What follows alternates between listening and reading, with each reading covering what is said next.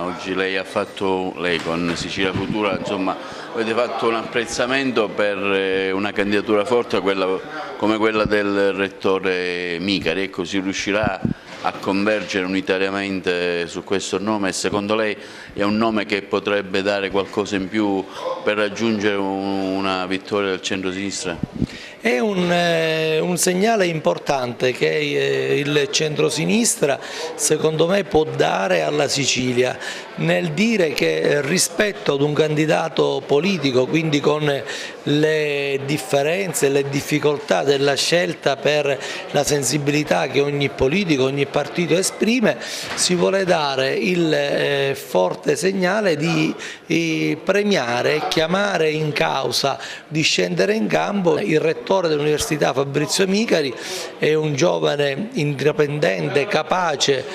molto conosciuto nel territorio siciliano e può aggregare tutte quelle forze moderate e riformiste di centrosinistra che credono in un progetto nuovo, il progetto che vuole poter chiamare tutti quei giovani siciliani che formati dall'Ateneo Palermitano sono stati costretti ad abbandonare la Sicilia e richiamare tutte quelle azioni che non sono più di emergenza ma che rappresentano invece tutte quelle azioni che con la capacità del mondo accademico, della ricerca scientifica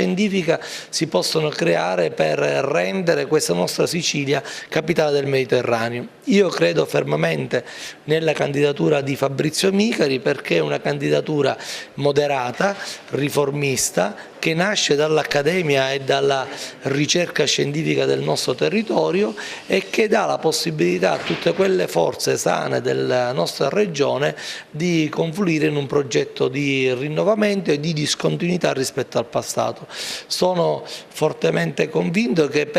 non solo per vincere, ma per amministrare questa terra ci vuole esperienza e competenza, non demagogia ed improvvisazione.